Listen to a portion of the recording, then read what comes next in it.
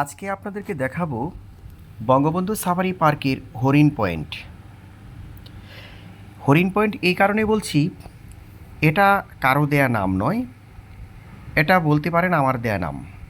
তার কারণ সুন্দরবনের কিছু জায়গা আছে বনের ভিতরে একেবারে সমতল, শুধুমাত্র ঘাস এবং কিছু আহ, মিঠা পানি আছে।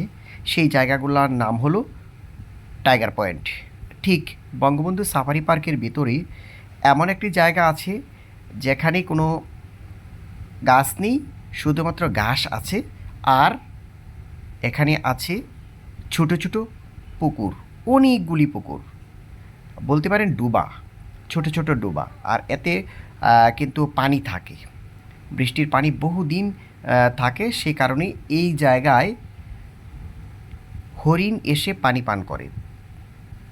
এখানে যারা জঙ্গলে গরু, গবাদি পশু চড়ায়, তারা কিন্তু এই পানি পান করায়, গরুকে পানি এইখানেও পান করায়। তো আমি এখানে ৩ বার গিয়েছি হরিণ দেখার জন্য। তার কারণ হলো এখানে বহু মানুষ হরিণ দেখেছে যে হরিণ পানি পান করতেছে। কিন্তু আপনারা জানেন যে হরিণ এমন একটা প্রাণী যে কোনো কিছুর শব্দ, আওয়াজ পেলে আর হরিণ সেই আওয়াজ শুনেই দৌড়ে পালায়। আমি ঠিক এই জায়গাটার কাছাকাছি চলে আসলাম। আপনারা দেখতে থাকুন পুরো ভিডিওটি, যে কেমন জায়গায় হরিণ পানি পান করে।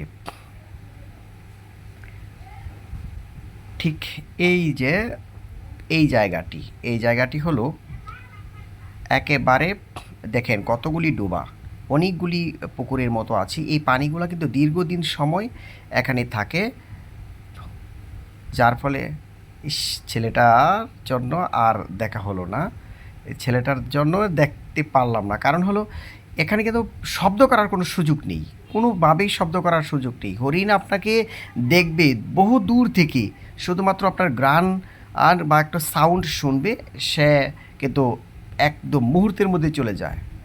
যার ফলে আর হরিণ দেখা সম্ভব হয় না। কিন্তু আপনারা যদি এখানে আসেন তাহলে অবশ্যই জোরদিঘি এই জায়গাটায় আসলে আপনারা খুব নীরবতা পালন করে আসবেন। অবশ্যই আসবেন বিকালে, অবশ্যই আসবেন বিকেলে। বিকালে দুপুরের ঠিক দুপুরের দিকেও হরিণ পাওয়া যায়। তখন খুব রৌদ্র থাকলে দুপুরে যদি এখানে রাখালরা না থাকে তাহলে অবশ্যই এখানে হরিণ আসে, প্রচুর হরিণ আসে পানি পান করার জন্য। তো যা বলছিলাম, এখানে শুধুমাত্র হরিণ না, এই দেখেন পাখিও আছে, প্রচুর পাখিও এখানে আছে। তার কারণ হলো বনের ভিতর এই একটা জায়গা যেখানে নির্দ্বিধায় পশু পাখি সব প্রাণী এখানে পানি পান করতে পারে। যার কারণে এই জায়গাটা হলো হরিণ পয়েন্ট। দেখুন আর গর্তগুলি, এই গর্তগুলিতে প্রচুর পরিমাণে পানি জমা থাকে এবং দীর্ঘদিন জমা থাকে। এই দীর্ঘদিন জমা থাকার কারণে এখানে কিন্তু হরিণ, বানর, গরু, এইগুলি কিন্তু প্রাণীগুলা এসে এখান থেকে পানি পান করে যায়। তো যাই হোক, অনেক ধন্যবাদ যারা এতক্ষণ ভিডিওটি দেখছেন এবং শেয়ার করছেন। ভালো থাকবেন, সুস্থ থাকবেন।